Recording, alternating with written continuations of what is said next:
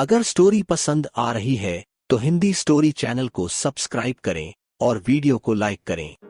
Episode 109 अधूरा lip lock. Partho और चंद्रा दोनों के लिए ही लैला का वहां मौजूद होना किसी शौक से कम नहीं था, जबकि लैला तब तक उन लोगों के ठीक सामने आकर खड़ी हो गई और कहा, मुझे यहाँ देखकर हैरानी हो रही है ना आप दोनों को कि ये 2 कौड़ी की हीरोइन चंद्रा साहब जैसे शातिर इंसान को धोखा देकर आपके ही नाक के नीचे मौजूद थी और आपको खबर नहीं मिली। पार्थो ने उसकी बात सुनकर उसे अजीब सी नजरों से देखा और कहा, तुम यहाँ मौजूद थी तो तुम्हें कम से कम हमें बताना तो चाहिए था। तुम्हें पता है चंद्रा साहब तुम्हें रात से कैसे पागलों की तरह ढूंढ रहे हैं। ये सुनकर लैला ने भी पार्थो को उसी अंदाज में घूरा और बोली, चंद्रा साहब मेरी फिक्र में मुझे नहीं ढूंढ रहे थे पार्थो सर। इन्हें इस बात की फिक्र थी कि अगर मुझे कुछ हो गया तो उसकी सारी जवाबदेही उन पर आ जाएगी।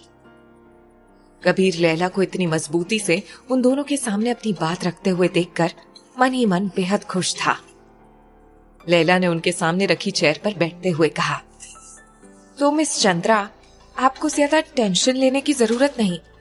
मैं कोई थाने पुलिस के चक्कर में नहीं पड़ने वाली, क्योंकि मुझे पता है कि आपके लिए सब कुछ मैनेज करना उतना मुश्किल भी नहीं होगा। इसलिए ये चोट आपके लिए बहुत हल्की सी होगी। ये 2 कौड़ी की हीरोइन अब आमने सामने बैठकर एक डील करेगी। लैला की बातें सुनकर पार्थो और चंद्रा को गुस्सा तो बहुत आ रहा था, लेकिन वो कबीर के सामने चाहकर भी कुछ नहीं कह सकते थे। इसलिए वो बस कसे हुए जबड़े के साथ उसकी बातें सुनते जा रहे थे। लैला ने एक नजर दोनों के चेहरे पर डाली और कहा, 2 लाख रुपए, पूरे 2 लाख रुपए आपको देने हैं। ये सुनकर वहां बैठे तीनों लोगों के कान खड़े हो गए। कबीर ने कभी नहीं सोचा था कि लैला चंद्रा के सामने ऐसी कोई बात रखेगी। वहीं चंद्रा मन ही मन गुस्से में सोचने लगा, आखिर आ गई औकात पर। अपनी कीमत लगा ही दी इस लड़की ने। एक तरफ तो मेरे साथ सोने को तैयार नहीं हुई और दूसरी तरफ सबके सामने ही अपने आप की कीमत मांग रही है। पहले पता होता तो आमने सामने बैठकर ही डील कर लेते। जबकि पार्थो भी लैला के 2 लाख के फिगर को सुनकर शॉक्ड रह गया था। उसके भी दिमाग में लैला के बारे में उलझलूल ही चल रहा था। सती सावित्री बनती फिर रही थी और अभी देखो खुद से कैसे मुंह खोलकर पैसे मांग रही है। इस लड़की को पैसे कमाने की जितनी जल्दी है, उस हिसाब से तो फिल्मों से ज्यादा कमाई तो ये अपने साइड बिजनेस से कर लेगी। लैला चुपचाप बारी बारी से सबके चेहरे देख रही थी और मन ही मन मुस्कुरा रही थी, जैसे उसने जानबूझकर 2 लाख की फिगर बताने के बाद इतना लंबा पॉज लिया था ताकि सबके चेहरे पढ़कर उनके दिमाग में चल रही बातों का अंदाजा लगा सके। फिर उसने अपनी बात आगे बढ़ाते हुए कहा, क्या हुआ, आप सब ऐसे शांत क्यों हो गए? मुझे पता है आपके दिमाग में क्या चल रहा है, लेकिन आप लोग मेरे बारे में इससे आगे और कुछ बुरा सोचें उससे पहले मैं आपको बता दूं कि ये पैसे मुझे नहीं चाहिए, बल्कि आपको ये 2 लाख रुपए डोनेशन में देने हैं, वो भी सिने एम्प्लॉइज यूनियन के लिए फंडिंग के रूप में। लैला की शर्त ने न सिर्फ पार्थो और चंद्रा को चौंका दिया था, बल्कि उसके साथ कबीर को भी शॉक कर दिया था। चंद्रा तो ये सुनकर एकदम से हैरान रह गया था। उसका दिमाग फिर से खुद से ही सवाल जवाब करने लगा था।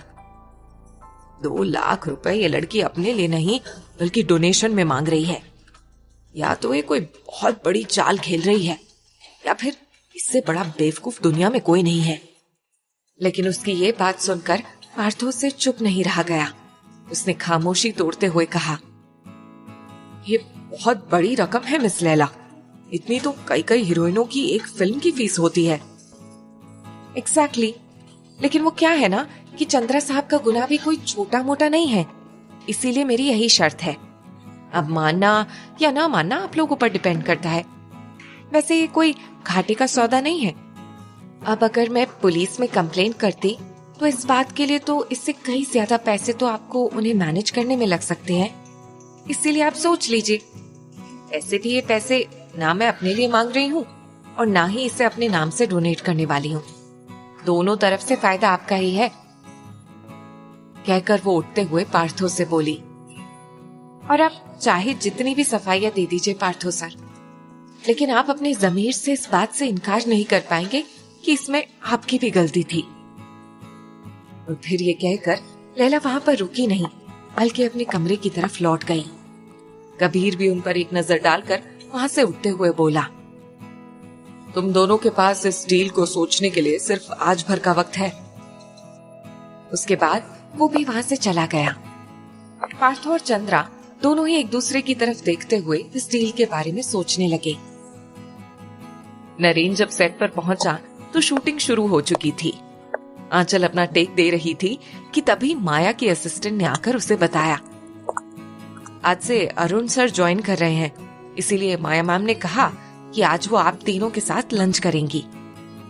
ये सुनकर नरेन ने एकदम से खुश होते हुए उसे थैंक यू कहा और फिर शूटिंग की तरफ चला आया। सेट पर पहले से मौजूद आंचल के चेहरे की चमक बता रही थी कि उसे भी इस खुशखबरी के बारे में पहले से पता है। नरेन भी आज खुद को बेहद हल्का फुल्का महसूस कर रहा था। लंच टाइम में वो लोग सेट के पास ही बने एक रेस्टोरेंट में चले आए थे। माया ने अरुण से कहा, कई बार ऐसा होता है कि हम समझ नहीं पाते कि हमें क्या करना चाहिए या क्या नहीं, लेकिन ठोकरें हमें सीखने के लिए मिलती हैं। इसीलिए अब आगे जो भी करना वो ये सोचकर करना कि गलती वही होती है जो पहली और आखिरी बार हो। उसके बाद अगर हमसे सेम गलती दोबारा हो तो वो गलती नहीं, गुनाह हो जाता है। अरुण सिर झुकाए बस हामी भरता जा रहा था। माया ने उसे जो कुछ भी समझाया था वो सब तो इतने दिनों में उसे हालात ने भी सिखा ही दिया था। अपने काम के लिए डेडिकेशन की बजाय टाल मटोल वाला रवैया किसी भी एम्प्लॉयर से ज्यादा दिनों तक बर्दाश्त नहीं किया जा सकता है। ये बात उसे खूब अच्छे से समझ में आ चुकी थी। सब खाना खाने के बाद बिल का इंतजार कर रहे थे। जैसे ही वेटर ने बिल टेबल पर रखा, वैसे ही सबके सब बिल देने के लिए बहस करने लगे।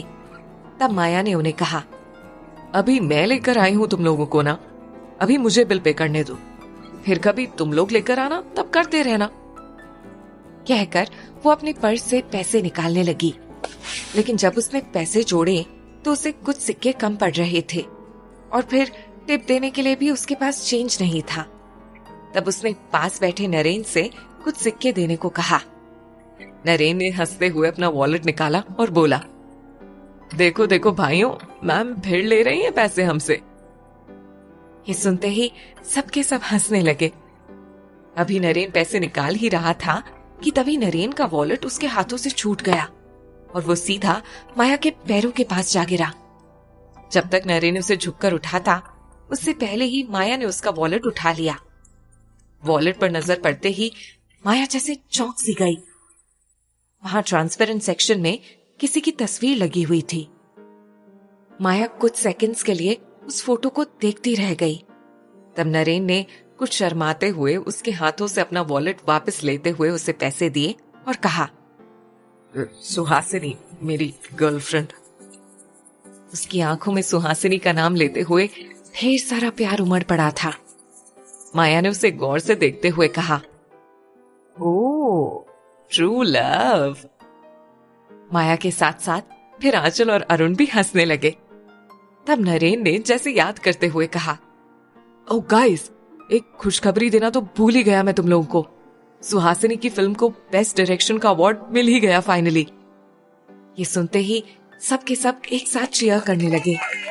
फिर नरेन ने आगे कहा, अगले हफ्ते सुहासिनी बंबई आ रही है पार्टी देने के लिए। तब आंचल और अरुण ने शोर मचाते हुए कहा, अरे ऐसे कैसे, हमें भी पार्टी चाहिए। जरूर, मैं आज ही सुहासिनी को बताता हूँ कि यहाँ पर सारे के सारे बुक्कड़ हैं और उन्हें भी पार्टी देनी पड़ेगी तुम्हें। तब माया ने कुछ सीरियस लहजे में कहा, नहीं नरेन, तुम ना सुहासिनी को मत बताना। वो आएगी तो यहाँ तुम्हें पार्टी देने के लिए, लेकिन हम यहाँ उसके लिए एक सरप्राइज पार्टी रखेंगे ताकि उसे भी स्पेशल फील हो। नरेन को माया का ये आइडिया बेहद पसंद आया। उसने जल्दी से कहा, ठीक है, फिर मैं कोई अच्छी सी जगह बुक कर लेता हूँ सुहासिनी से डेट पूछकर। माया ने उसे मना करते हुए कहा, तुम ये सब मुझ पर छोड़ दो, तुम बस बिल पे कर देना, बाकी इंतजाम मैं देख लूंगी। माया ने कहा तो नरेन उसे इनकार नहीं कर सका और फिर तीनों लंच करके वापस सेट पर लौट आए। अगर स्टोरी पसंद आ रही है तो हिंदी स्टोरी चैनल को सब्सक्राइब करें और वीडियो को लाइक करें। अगले दिन चंद्रा ने पार्थो के हाथ से लैला के लिए 2 लाख का चेक भिजवा दिया था। चेक लेते हुए कबीर ने पार्थो से कहा, चंद्रा को कहना कि हमारी एक शर्त और है। हमारी शूटिंग के जितने भी दिन बचे हैं, चंद्रा हमारी शूटिंग के दौरान कहीं भी नजर नहीं आना चाहिए। एक दिन भी नहीं, एक पल के लिए भी नहीं। और हाँ, उसे ये भी कहना कि इस चेक की कीमत उसे पहुंच जाएगी।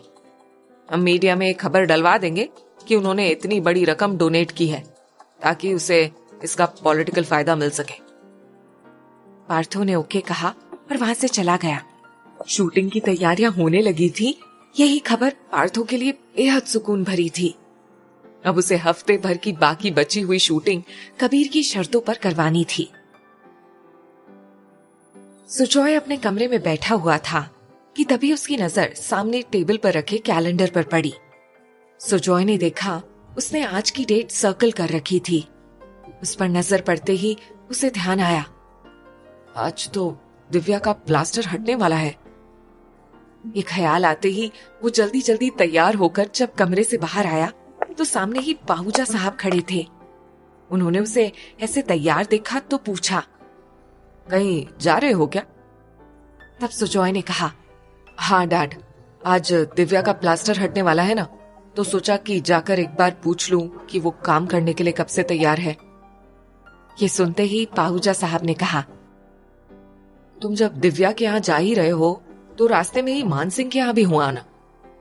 फिर उन्होंने वही टेबल पर रखा एक ज्वेलरी बॉक्स सुजॉय को देते हुए कहा, मानसिंह की बेटी की शादी है। उसने इतने दिनों एज अ ड्राइवर हमें सर्व किया था, इसीलिए कुछ फर्ज तो हमारे भी बनते हैं। सुजॉय ने वो बॉक्स लेते हुए कहा, लेकिन उस कॉलोनी में मानसिंह का घर कौन सा है मुझे तो पता ही नहीं। तब पाहुजा साहब ने बताया, तुमने मारिया का घर देखा है ना, उसके घर के पास ही है। अगर तुम्हें कोई दिक्कत हो तो तुम मारिया के यहाँ चले जाना, वो लोग मानसिंह का घर जरूर दिखा देंगे। सुजॉय ने ओके कहा और वहां से निकल गया। सुजॉय अपने में मगन मारिया की कॉलोनी की तरफ बढ़ा जा रहा था कि तभी रेड लाइट की वजह से उसे कार रोकनी पड़ी। गाड़ियों की लंबी लाइन देखकर सुजॉय इरिटेट होते हुए इधर उधर देखने लगा था। तभी अचानक से उसकी खिड़की के पास आकर एक हॉकर चिल्लाता हुआ बोला, आइए आइए, ले जाइए हफ्ते की सबसे रोमांचक खबर। देखिए, कबीर कपूर और लैला रॉय की लिप लॉक जो रह गया अधूरा। आइए आइए, ले जाइए। हॉकर की आवाज सुनते ही सुजॉय ने एकदम से चौंक कर उसके हाथों में पकड़ी मैगजीन की तरफ देखा और जैसे एकदम से शॉक्ड रह गया। हॉकर ने जैसे ही उसे मैगजीन की तरफ देखता पाया तो बोला, ले लो ना साहब। सुजॉय ने अपने ख्यालों में डूबे हुए ही उसके हाथों से मैगजीन ली और उसे पैसे दे दिए। तभी अचानक से ग्रीन सिग्नल होने की वजह से पीछे की गाड़ियों ने लगातार हॉर्न बजाना शुरू कर दिया। तब सुजॉय ने साइड वाली सीट पर वो मैगजीन रखी और फिर गाड़ी आगे बढ़ा दी, लेकिन रह रहकर उसका ध्यान उस मैगजीन की तरफ जा रहा था। आखिरकार उसे रहा नहीं गया तो उसने एक कम भीड़ भाड़ वाली जगह देखकर गाड़ी पार्क की और मैगजीन उठाकर पढ़ने लगा। जैसे जैसे वो रिपोर्ट पढ़ता जा रहा था उसकी भवें तनी जा रही थी। आखिर में रिपोर्टर की जगह पर सुधांशु का नाम देखकर उसका मूड खराब सा हो गया। इस सुधांशु के बच्चे को भी ना जैसे सबसे ज्यादा मसालेदार लैला की जिंदगी लगती है। जब देखो तब कुछ ना कुछ अनाप शनाप छापता रहता है उसके बारे में। लेकिन जब एक बार फिर से उसकी नजर कवर पेज पर पड़ी तो वो और भी झुंझला गया। वैसे सुधांशु की भी क्या गलती, इस लड़की को तो जैसे खबरों में बने रहने का अलग ही क्रेज है। कुछ भी करती है, ये नहीं पता कि जानकर करती है या ये सब कुछ अनजाने में होता है, लेकिन इस लड़की की जिंदगी में चैन नहीं है। वो खबर पढ़कर सुजॉय का मन कुछ अजीब सा हो गया था, लेकिन उसने फिर खुद को संभालते हुए गाड़ी स्टार्ट कर दी। मारिया की कॉलोनी पहुंचकर सुजॉय कार लॉक करके मारिया के घर की तरफ आ गया। सुजॉय जैसे मेन गेट पर पहुंचा ही था कि मारिया के अलावा अंदर से आने वाली एक और आवाज ने उसे चौंका दिया। उसे वो आवाज काफी जानी पहचानी हुई सी लग रही थी। उसने जैसे ही डोरबेल बजाई, मारिया ने कुछ ही सेकंड्स बाद दरवाजा खोल दिया। अरे सुजॉय सर, आप यहाँ? हेलो मारिया, वो दरअसल डैड ने मान सिंह की बेटी के लिए कुछ ज्वेलरी भिजवाई थी। मुझे उसका घर नहीं पता, तो मुझे वहां लेकर चल सकती हो क्या? मारिया ने मुस्कुराते हुए एक साइड होकर उसे अंदर आने के लिए जगह दी और बोली, क्यों नहीं, मगर आप पहले अंदर तो आइए। देखिए, आपसे पहले यहाँ कौन आया हुआ है। उसके साथ साथ अंदर आते हुए सुजॉय की नजर जब सामने सोफे पर पड़ी तो वो वाकई चौंक गया। मारिया के घर में कौन मौजूद था जिसे देखकर सुजॉय चौंक गया। हिंदी स्टोरी चैनल को सब्सक्राइब करें।